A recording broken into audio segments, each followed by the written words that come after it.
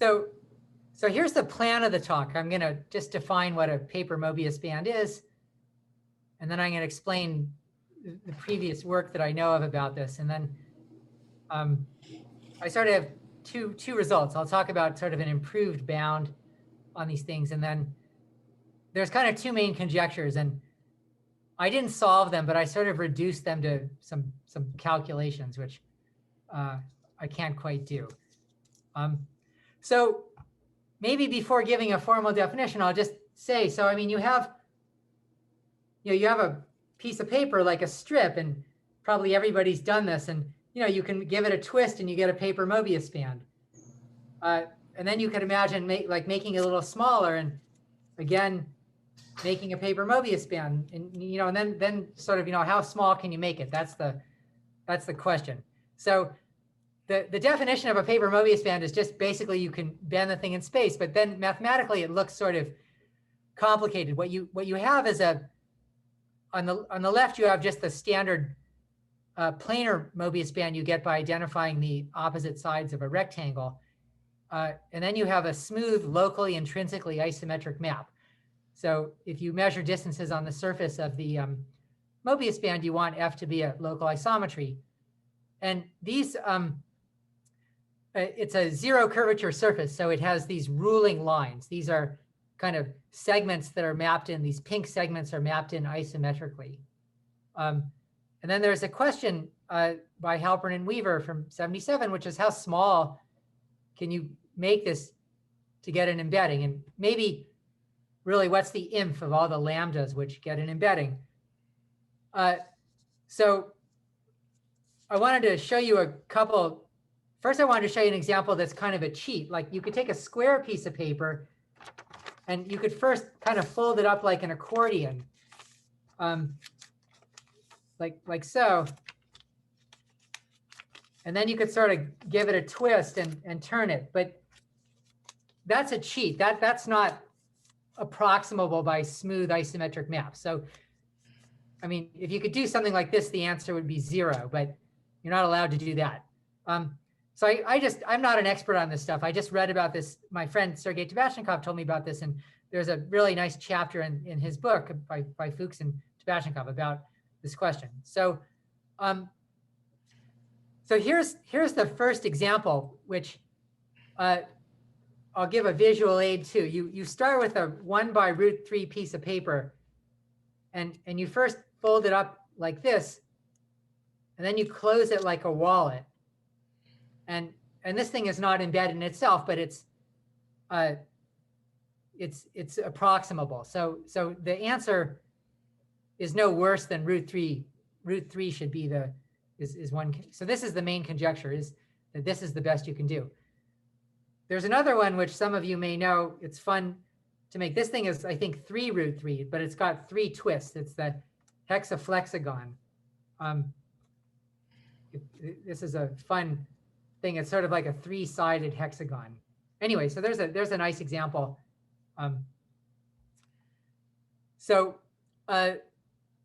Here's another example. If you don't care about it being embedded, so I said smooth before, but you can just look at polygonal ones as well, and you can approximate the one with the other. So in this example is sort of based on a regular pentagon. What I've done is I've divided on the left, I've divided the domain into a blue trapezoid and a red trapezoid, and then you kind of fold it up in an alternating way, and you get these 2 halves, and then you can just kind of fit one on top of each other. This example, it's not embedded, it's immersed, and it can be smoothly approximated by immersed examples, but not embedded. And so, so this example is part of a series based on a regular n-gon where n is odd, and you can get examples where the aspect ratio tends to pi/2. So I want to give a little demo. Maybe I'll say this result. So the theorem from Halpern and Weaver is that whatever the minimum is, it's between pi/2 and √3. And the reason why it's at most root 3 is just because of the example I gave. And I want to give a sketch of the proof of the lower bound. Like why do you need at least pi root 2? And before I give the example, I want to remind people of something that probably everybody has seen this in recreational math. If you take a piece of pizza and you kind of take the pieces and you alternate them, and this will produce something that approximates a rectangle. So somehow this idea is behind this argument that you need at least pi over 2 to get to make a Moebius band. So I'm hoping this will just open.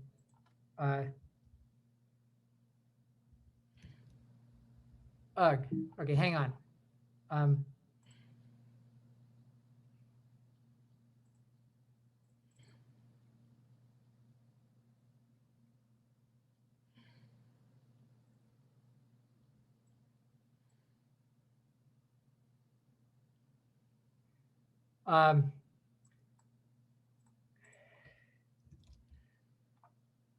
just trying to get some program to work, but it's not.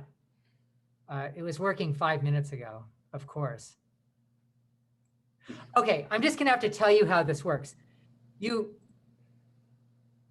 take one of these halves, and it's made of triangles, and you take every other one and you reflect it by 180 degrees through the origin, and this will produce a continuous polygon, which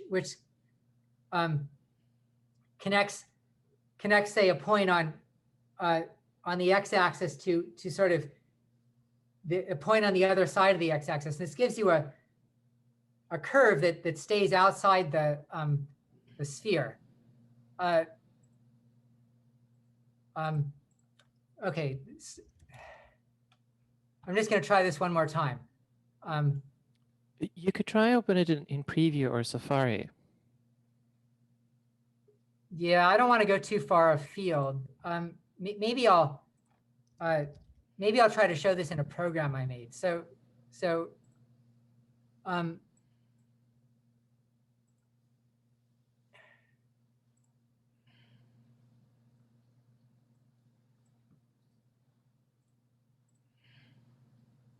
this is the kind of thing I was showing before. And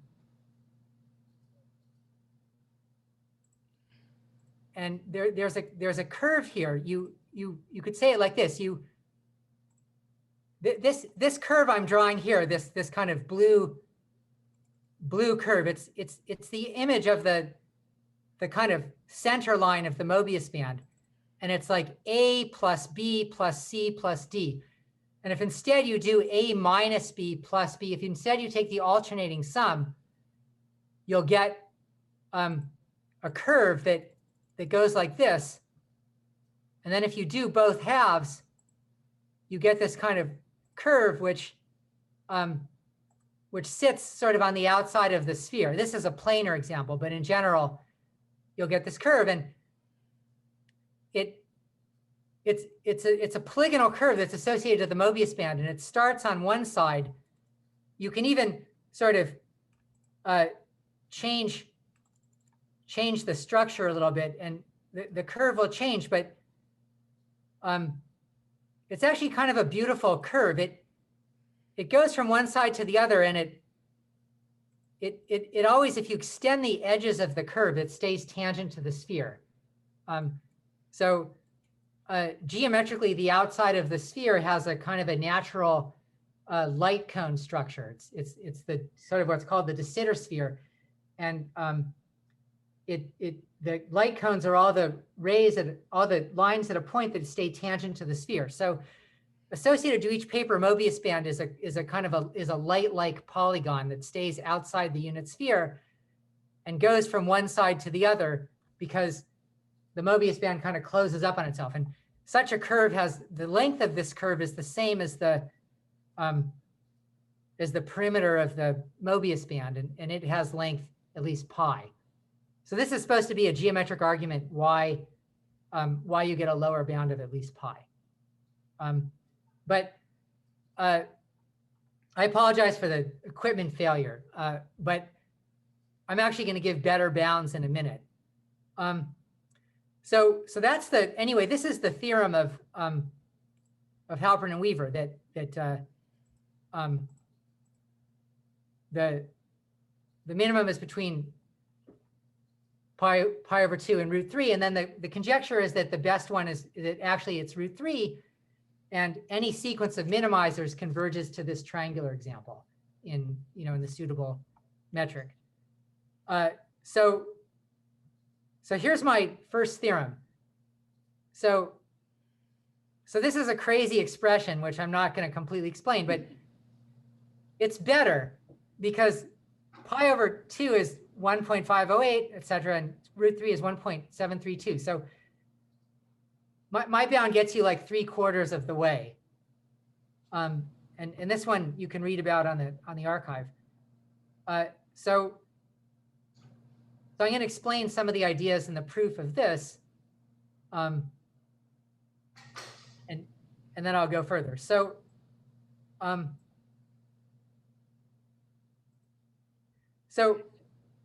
here's the idea.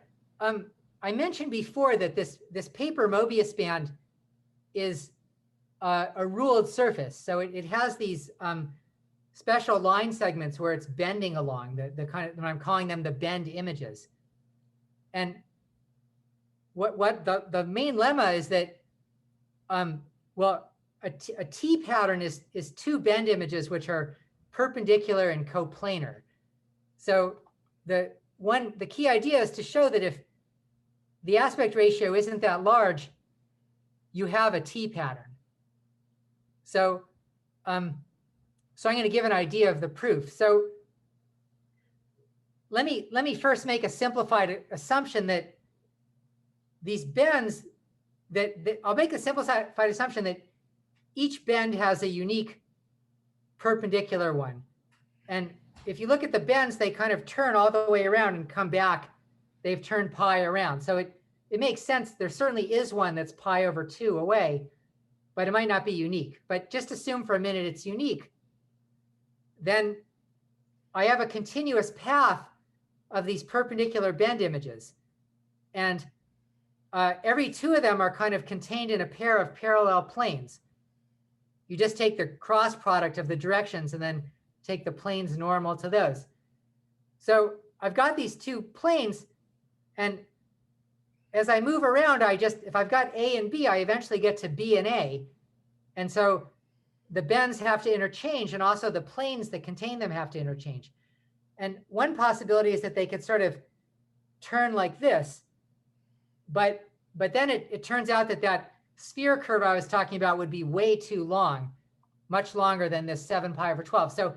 So the planes can't turn over, and so the only way they can exchange is by just interpenetrating. And the instant they interpenetrate, I have two perpendicular coplanar bends. In general, you look at the space of all perpendicular pairs of bend images, and this, well, the space of all bend images is a circle, and then the space of pairs is an annulus.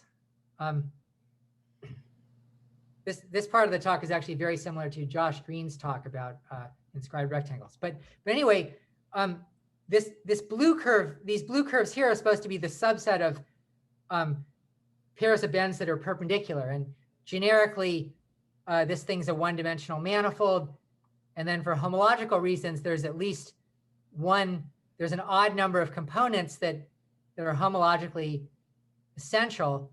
And the map, the involution that sends AB to BA, it just permutes these components. And in particular, it preserves one of them. And so I can find a component where I have BA on it and also BA and also AB. So then when I go from AB to BA, I can get this argument that at some instant, the bends have to be in the same plane.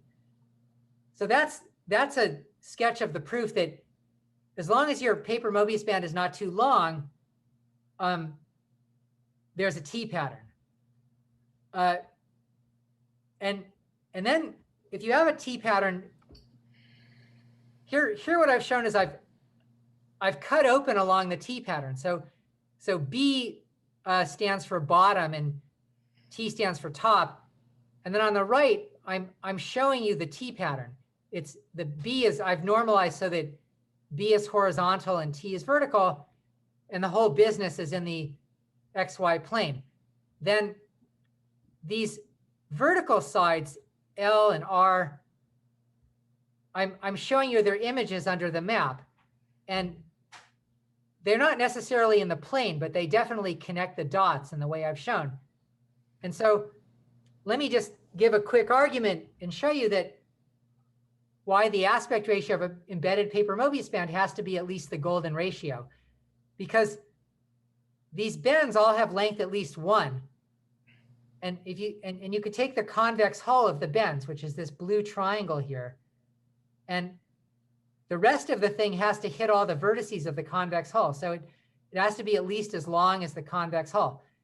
Well, how big is the boundary of the convex hull? Well, here you have a triangle whose base is at least 1 and whose height is at least 1. And that thing has to have perimeter at least the golden ratio. So, or twice the golden ratio. So this is an argument. This is sort of a little bit of an improvement over the other bound. It's this shows that the minimum aspect ratio is at least the golden ratio. And let me explain why it can't be that close to the golden ratio. Like, what would it mean if it was really, the answer was really the golden ratio? Then this thing would really have to just completely hug this triangle. But then, like, the light blue would have to be the same length as the, but then the light blue would be much shorter than the red. But then on the other side, these lengths, they control the slopes of these things. So if B and T really had length 1, they would have to be horizontal over here, and the orange and the red would have to be the same length, but they're not. So somehow that you can theoretically get the golden ratio just by this elementary consideration, but when you look at the structure of the problem, you actually can't get the golden ratio, and the bound is better. So I'm going to talk a little bit about what goes into proving the better bound, but I'm just going to set up the problem, and then I'll leave it there. So here I've copied the same picture over, and there's various constraints. Like, for example, this length over here, my lettering's a little bit perverse because L is supposed to stand for left and R is supposed to stand for right. So on the bottom, this is the bottom trapezoid looks good, L and R, but on the top, so I'm imagining for the top one, you sort of rotate it 180 degrees, so it looks like the bottom one. But anyway, like you have the bound like R1 plus R2 is greater than or equal to T. That's a constraint you get from the problem. And another constraint you get is just from the Pythagorean theorem that L1 is at least the square root of B squared plus T over 2. And the minus epsilon is sort of the displacement, like how far up is the center point from the horizontal. So you get these various bounds, and there's also a relation between, the problem is kind of heavily coupled because whatever the length of B and T is, it forces the slopes, and that gives a relationship, another relationship between the left and the right. So you end up getting a constrained optimization problem, which you can solve, and you get this crazy number, which is about √3 minus 1 over 26. So I basically just plug this thing into Mathematica, and that was the number I got, the minimum of some function. So let me just, I'll quickly go back and say this again, just because then I'm going to move on to this new result. So So here's the crazy bound. You first prove that there's a T pattern by kind of homological arguments. And then somehow there's this constrained optimization problem. Given the T pattern, you get this better bound. At first, I thought that you couldn't make a T pattern using less than √3, but turns out that you can. You can get something like √3 minus 1/100. So there are immersed examples which have T patterns which have aspect ratio less than √3. So just this argument, this analysis alone won't solve the conjecture. So here's the theorem, the new theorem. Just brace yourself. So the theorem is both conjectures are true if, well, look at these expressions. They're expressions in 14 variables. There's 3 of them. And if they're positive whenever, these with these little constraints, then the conjecture is true. So I reduced the thing to this kind of extremely concrete computation. And I got these formulas together with my friend Steve Miller from Rutgers. And Steve pressed me to work out the explicit formulas, and we did this together. But and I've tested these things. I mean, my nightmare was like 5 minutes before the talk, one of these things would go negative. So, I've sort of put these things into the computer, and I've tried numerical optimization algorithms like stochastic hill climbing and simulated annealing. Basically, you pick a random point and then you move out randomly, and if you get a lower value, you move to that new location. So this is sort of much stronger than just randomly testing billions of points, which I also did. So far they've never gone negative. And so maybe a more excuse me, this is not an equivalence. This is, you've sacrificed and then hope to win in the end. Absolutely. Yeah. Even if these equations go bad, I still, okay. I'll explain that these equations are sort of, they come from kind of a finite dimensional approximation to the paper Moebius band. And even if these things are wrong, it's still, I could still, try to analyze the situation. Okay, thanks. It's a bit like the sphere packing of Hales, where he didn't know before he ran the program that it was going to work. It wasn't equivalence because he was making a that's right. And I also have some experience with this with Thomson's electron problems, and it's the same kind of thing. You can, right? You have functions, and if the thing works, then you're happy and you win. But even if it doesn't work, you still can come up to bat again at the thing. So here's maybe a more palatable way to say it. I mean, modulo is showing that certain semi-algebraic functions on the unit cube in 14 dimensions are non-negative. Both conjectures are true. And then for comparison, I did solve Thomson's 5 electron problem, and it was a sort of the kind of thing where I was looking at some kind of configuration space of 5 points on the sphere mod isometry, and it was the same kind of thing, but it was a much lower dimensional problem. What is that problem? To put 5 electrons so that they have... Yeah, you put 5 electrons on the sphere and you want to minimize their electrostatic potential.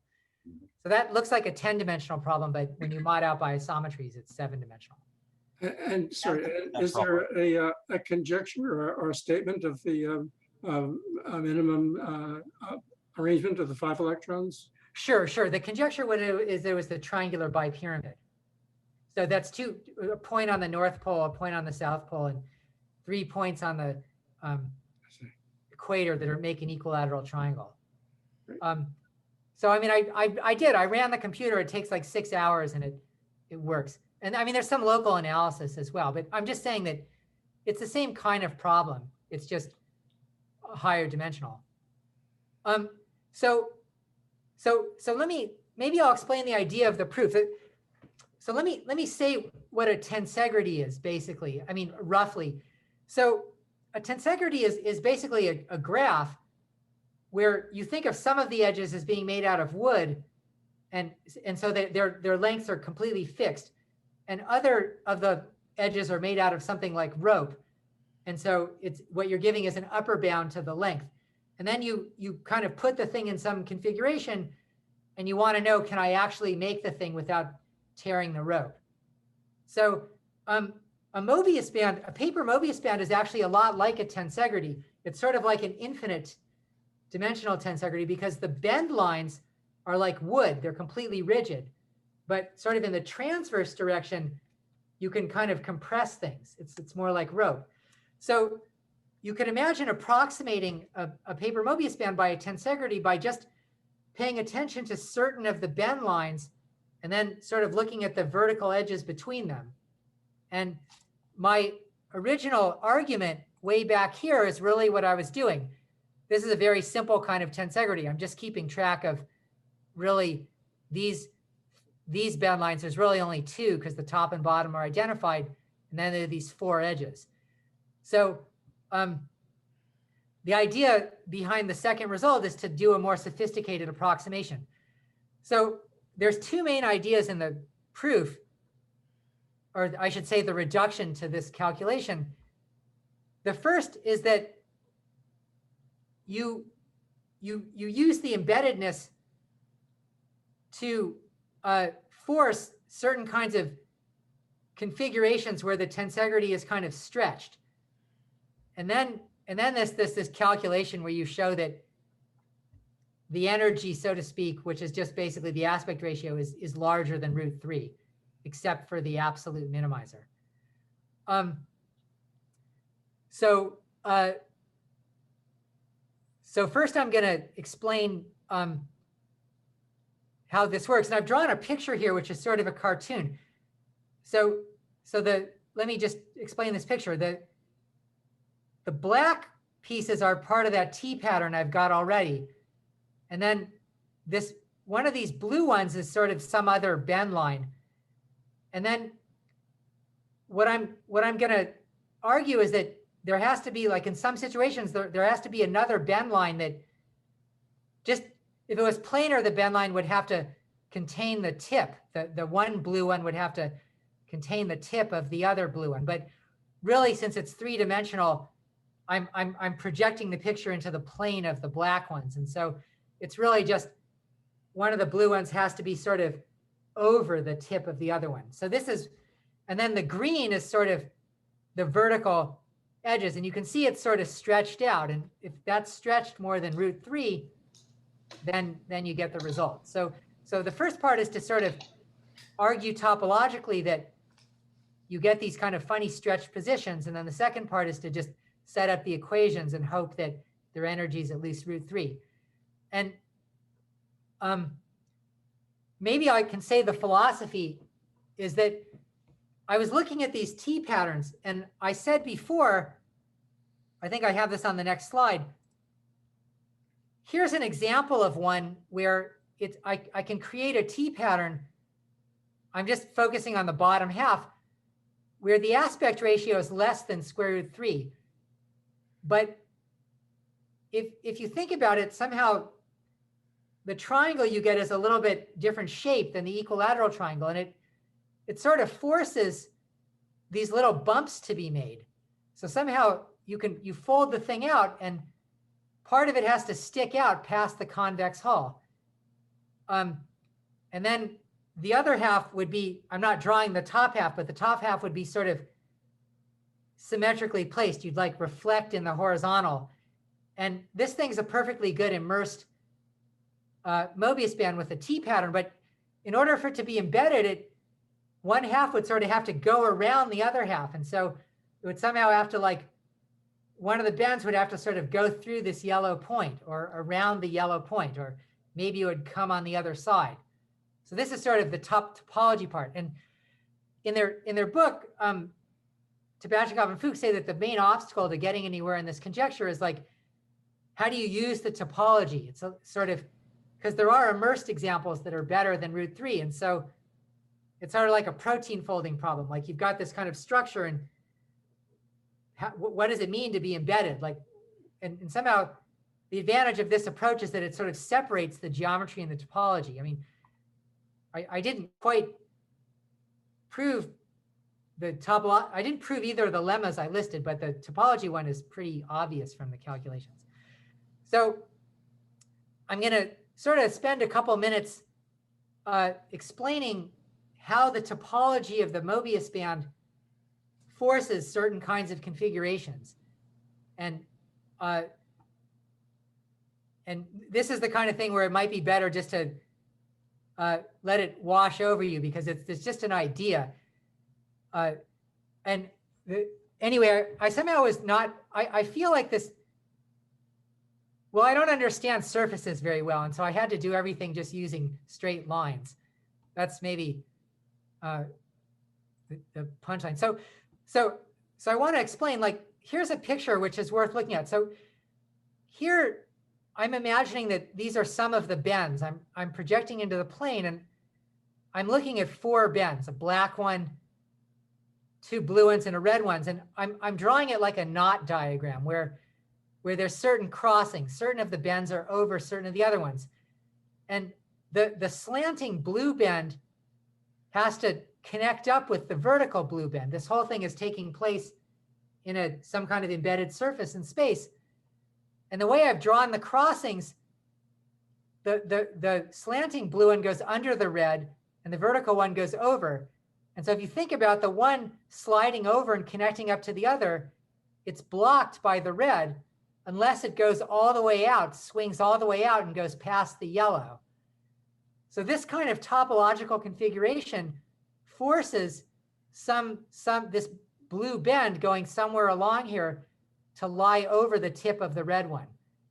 So this particular crossing forces the kind of stretched configuration that I'm interested in. And so the way the proof works is I just focus on several of the bends, and I just do a case-by-case analysis of all possibilities. And I show that in all possibilities, you get one of these things. So I'll kind of walk you through it.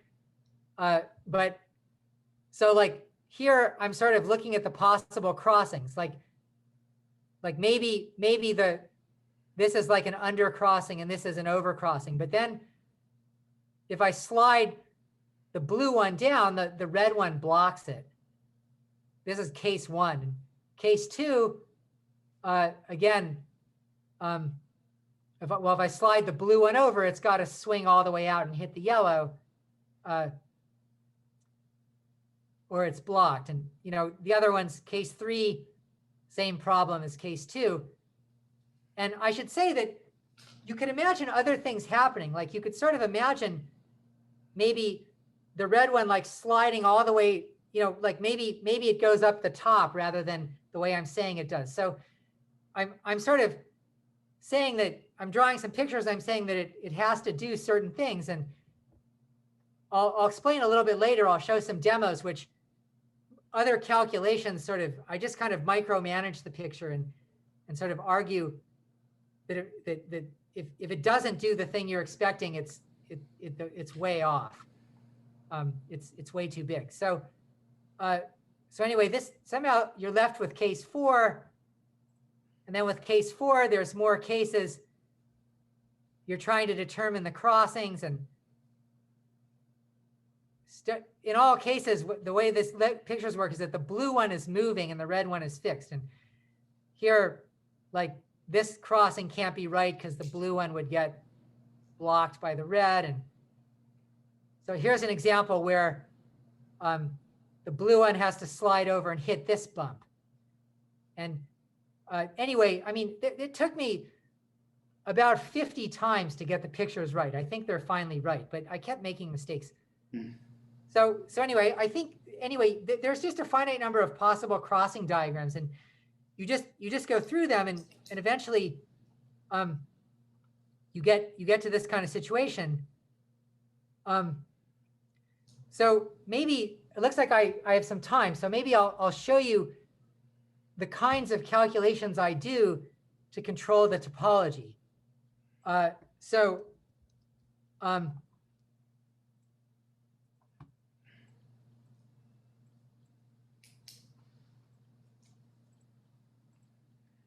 so here, I guess people can see this white window.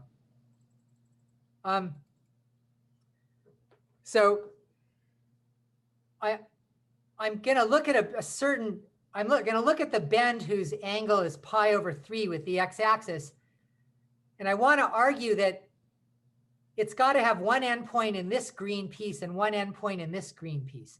So this is kind of controlling it. So the idea is that I pick an edge and I say, what if I force the bend to sort of stay outside of this region? So I'm just going to push the button and you'll look at it. So if you look at this thing, you can maybe see some red. I'll make this blink. And maybe I'll make it a darker color. So this blinking elastic, notice that it's kind of stretched. And in order to stretch that far to get over all the way over to this line, there's this number called the capacity. It's like √3 plus a large number. So you can't make one with the if the endpoint of the bend was all the way out here, the capacity would be too large. And likewise, if I pick some other side and I let it run again, oops, I meant to say below, not above. So if I do it again, it's the same kind of thing. It's stretched too much. And then to give a more dramatic one, if I go up to the top,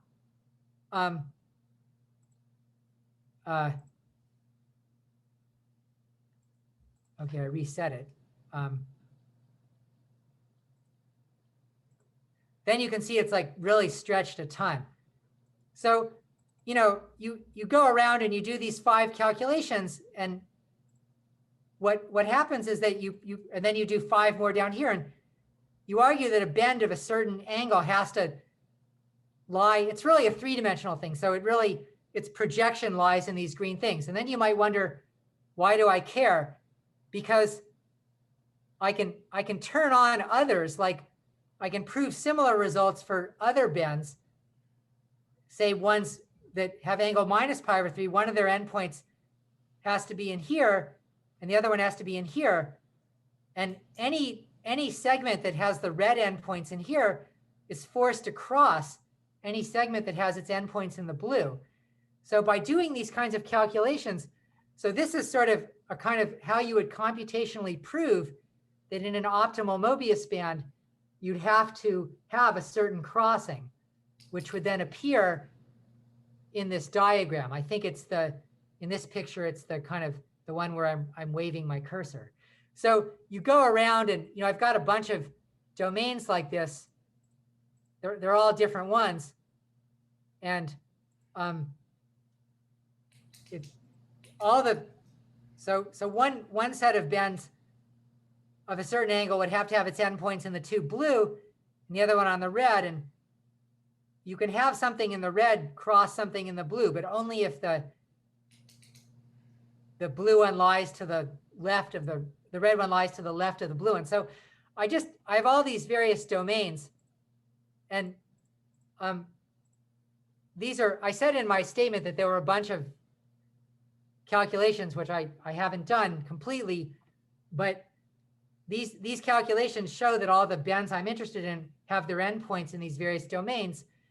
That sets up these crossing diagrams, and then I analyze these crossing diagrams, and then I prove that you have to have these kind of particular stretched tensegrities. So this goes back to Peter's question. This topology thing I think is rock solid. I haven't done all the calculations rigorously, but they're true by a mile. I think that mostly you can do them by hand.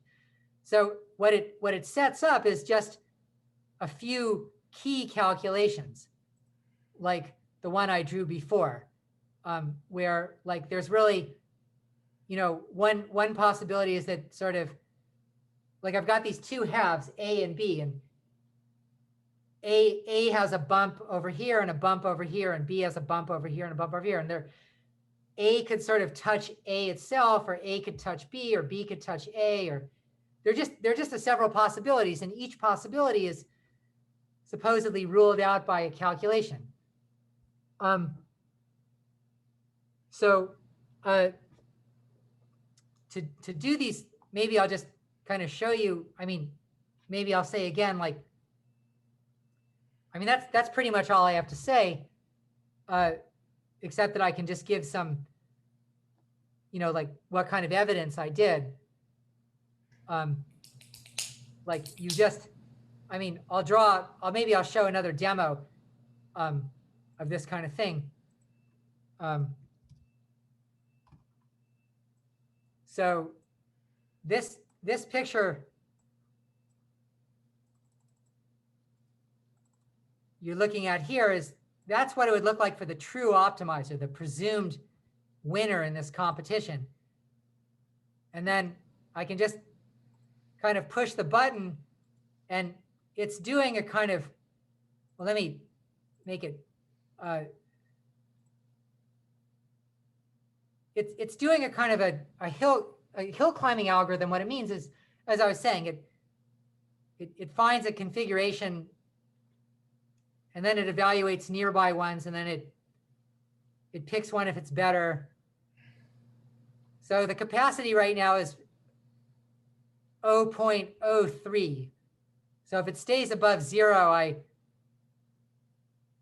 I win, and if it goes below 0, I lose. So, you know, to what extent have I tested these things? Well, you know, I've left each one on overnight, you know, and I've sort of restarted it a bunch of times, and, you know, I mean, so this is like, there's 3 critical calculations, and then the rest are true by a mile. And then, you know, here's another one of the calculations. And then here's the third one, looks a little different. It's sort of the other option where somehow it goes around the side. I missed, I think, the first few minutes. The optimizer is a local extremal, right? That you know and you prove rigorously separately.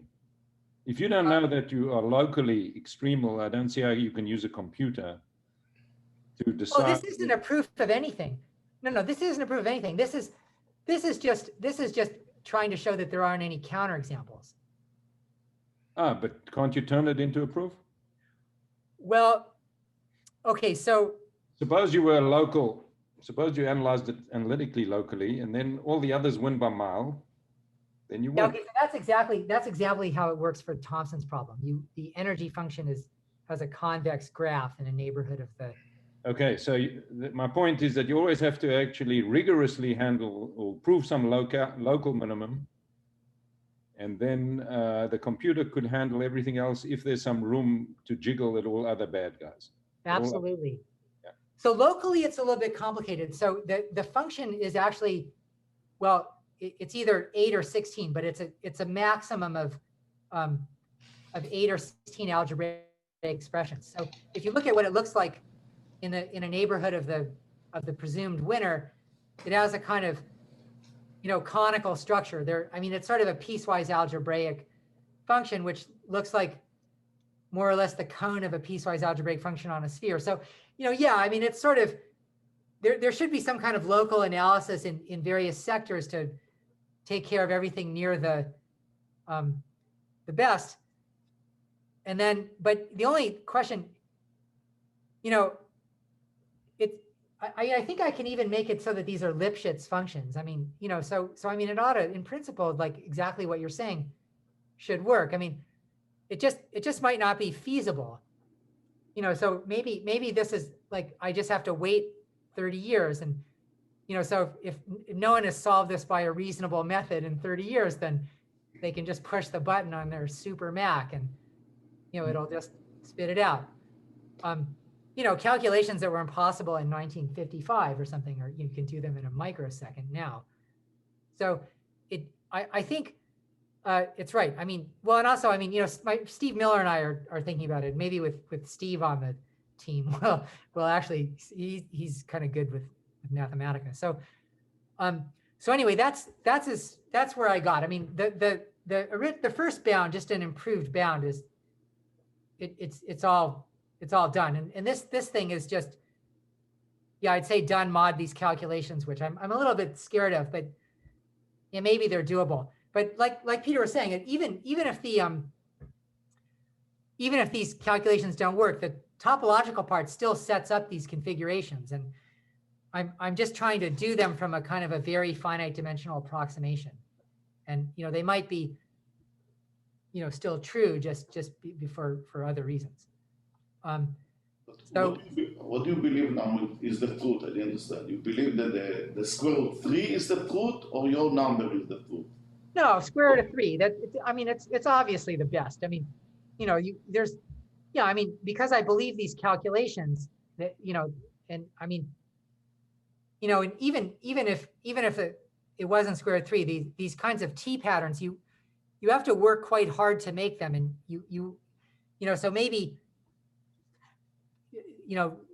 maybe it's square root of 3 minus 1 over 1,000, but it could be less, because you can build these T pattern things, and then it's just a question if you just put them together in the most natural way, it's not embedded. But if you can kind of make one kind of go around the other with a little bit of extra effort, but I just think that it's always more effort.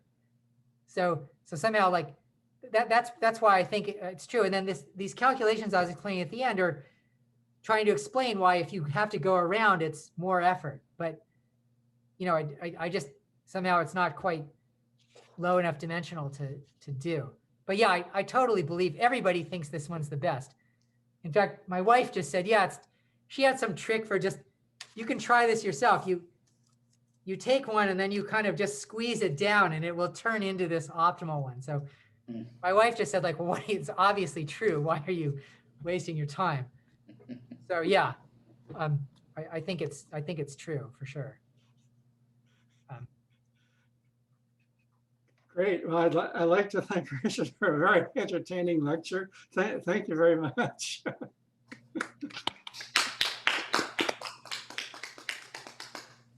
I'm sure there's questions. Actually, I have a stupid question. What about other origami shapes? I mean, will these techniques apply to other problems in origami? I don't know. I like the hexaflexagon a lot, and so what you could ask, is this the best one if you do 3 twists or something? And I don't know. I mean, I'm guessing that you could use topological techniques to say that, yeah, there have to be certain kinds of configurations, and this would again, give you bounds of various kinds. But to get it on the nose, I mean, you're just going to have I think in the paper of Halpern and Weaver, they were interested in some other problem. Like they wanted to do I don't know this too well, but they wanted to do an isometric eversion of a cylinder. So you have some kind of cylinder and you want to kind of rotate it around. So it, and they want to know what's the best way to do that.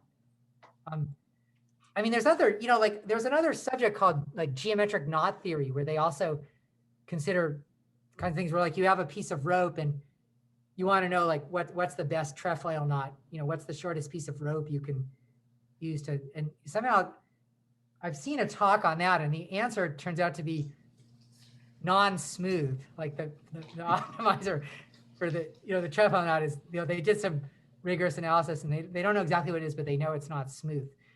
So there's lots of kinds of problems like this, and mostly they're unsolved, I'd say. Similar for the electron problems. Mostly, almost any question you ask is unsolved. But yeah, I mean. Are there any other questions? Yeah, I have a philosophical comment about if you want to use a computer to solve one of these problems rigorously. I think there's always has to be a point at which you prove something is locally optimal without the computer. Oh yeah, sure. Because as Selberg once told me very early on, it's very easy to use a computer to show numbers not 0. Exactly. So the number 0, all the computer will tell you is it's 0 to some number of decimal places. And this actually was quite relevant in some very famous work of Goldfeld, Gross, and Zagier. First Goldfeld, he needed a 000 L function to solve the problem of Gauss. And you could check numerically that this function vanished to order 3 in the sense that if you did a little contour around the point, you would find 3 zeros there, and then you shrunk the contour and it's still 3 zeros. Of course, you were convinced it's a 000, but no finite computation could show that until you had something which was what Gros-Argier proved was that the derivative, the first derivative, actually was a rational number times a period, so that you actually could then be sure some number was 0. So I'm just getting to the point that never mind feasibility, the optimizer, I believe, always has to be analyzed without a computer. So yeah, no, absolutely. I mean, that's right. I mean, it's the same thing. Even in this recent work of like Steve Miller and Vyazovska, this thing about the sphere packings, you know, the Kepler conjecture in high dimensions, you know, they told me, you know, like in the end, there's some crazy, well, yeah, I think. Right, there it was actually an infinite dimensional linear program, and Vyazovska showed how to find a that's right, with the extreme thing. But if they restrict it to lattices, so it's finite dimensional, then the local checking that locally was done, you know, years. Right. Yeah, that's right. But no, you're absolutely right. I mean, that's in the things I've been involved in. It's the same thing. You always, yeah, you want to show some energy, some function has positive definite Hessian or something like that. Yeah, exactly.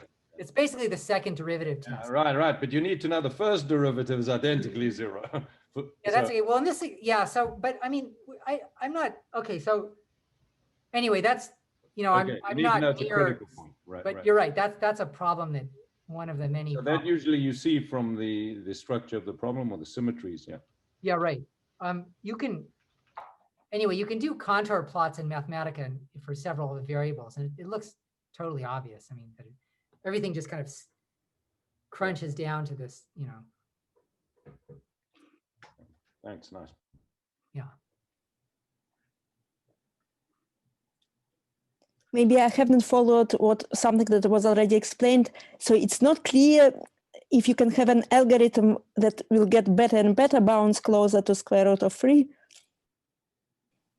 I don't think yeah. I mean, it sort of goes to the same thing Peter was saying. Like, you know, you could sort of rule out these functions.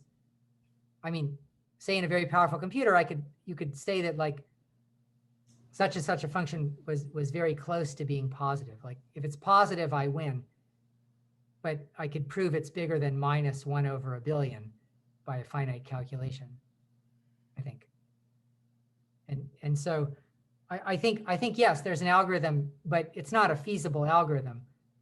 But now I have these, yeah, they're semi-algebraic expressions, or they're just maxes of algebraic functions. So, you know, in principle, I think even in principle, there's I think what I have is like a semi-algebraic variety or something that's defined by algebraic inequalities.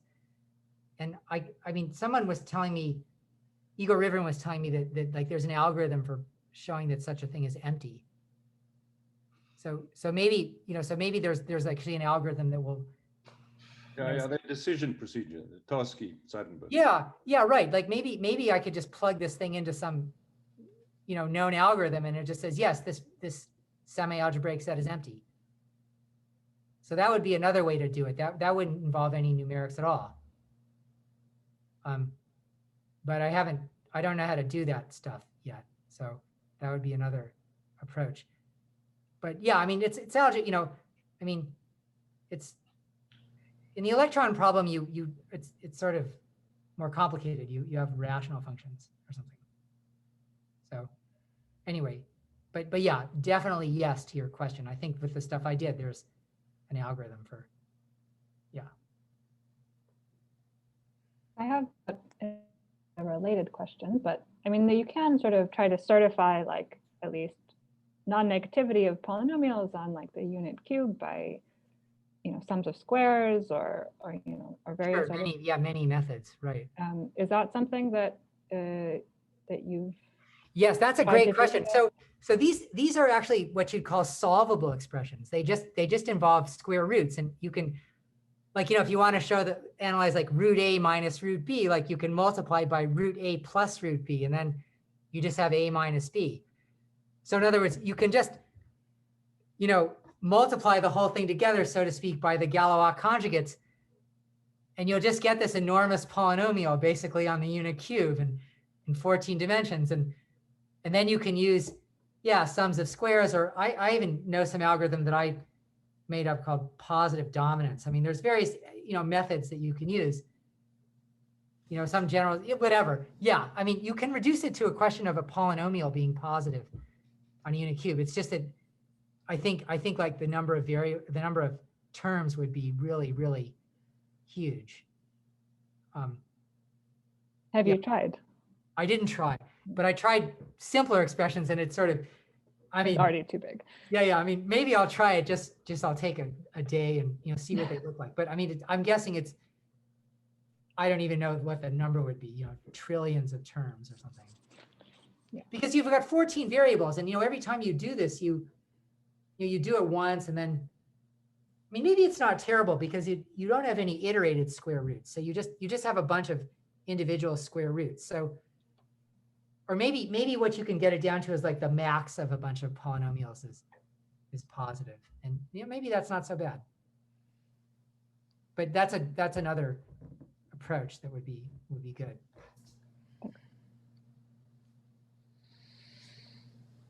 Rich, do you know what is your computer choose lots of points stuff say? What do you have a value for the minimum of this function that's supposed to be positive? Yeah, 0. So that means there's some places where it's 0. That's what Peter was saying. There's some places where it's 0. Yeah, that's what Peter's worrying about. Yeah, because the optimizer is the optimizer the only place where it's supposed to be 0? I think so. I'm not completely sure though. That, I mean, it's okay. So that's a good question. I think the answer. I think certainly for 2 of the functions, the answer is yes. For the third one, I'm not. I don't think so. To prove, okay, so there's two things. There's 2 conjectures. One is the just that the lower bound is √3, and the other one is that any sequence of minimizers has to converge that one. And you would want uniqueness for the second one. So I'm less confident about the. What happened was, for one of the functions I ran at one time, and it looked like it was really going to 0 without going to the minimizer, but then I was never able to repeat this. So I mean, I just, you know, I'm a little bit I'm not exactly sure what, you know, what's going on. But what about the thing you said where you take it at the minimizer, you turn it, you take the sort of blow up or something and turn it into a function on the sphere? Well, I haven't done that formally, but I just by looking at plots where you hold, you know, you set all the variables equal to 0 except 2 of them, and then you make the plot. And it looks like a kind of a conical structure, like, because you're taking the max of a bunch of functions. So you just see very clearly these sectors where. So you haven't proven that it's conical? No. Okay. I mean, and you know, I'm guessing that it's maybe to first order it's conical, like, you know, that like, in other words, the cube has a coloring into 8 or 16 colors, depending on which one is the best. But don't you have sort of a derivative along each ray or something like that, at least? I haven't done that either. I mean, we just got these expressions like, you know, last week or something. Sphere was my question. Oh yeah. No, I don't know. I mean, I did. I've done like some numerical testing of the derivative, but and I think it's, yeah. I mean, it's a little hard to take the derivative, right? When it's a max of a bunch of things. Right. So another question is, the square roots is always the square root of a sum of squares, right? Absolutely, yeah, because it's just a bunch of distances. You have Cauchy-Schwartz. I mean, you should know Cauchy-Schwartz, right? You have Cauchy-Schwartz that tells you that the distance to the origin, that's the max of a bunch of linear functions. Yeah. So that's right. So so I've tried some of that, like where you sometimes if you just you can replace this thing by the average, or, you know, some LP, you know, maybe square root of the sums of squares or some other thing like that, and or yeah, you could take various linear combinations, and sometimes this works. I mean, but yeah, I mean, if anyone has ideas, I mean, I'd be happy to hear them. Like, you know, I'm sort of Wait, I didn't hear you, Carlos. Those square roots, those always go in the direction that it's better if they're bigger. Or do you sometimes subtract them? I don't know. I mean, I should just email you the expressions. I mean, you know, like we got, you know, what happened was I was just doing it numerically, and Steve kind of pressed me to get the formulas. And so we got the formulas like last week. And, okay. you know, we've just been looking at these things. And, you know, basically my nightmare was that one of them would go negative before the talk. But that hadn't happened. That hasn't happened. But, you know, I'm still not completely confident. Well, maybe we should thank Richard again, despite his uncertainty in the matter. I think it was a very interesting and entertaining lecture. So thank you very much. Sure. Bye, guys.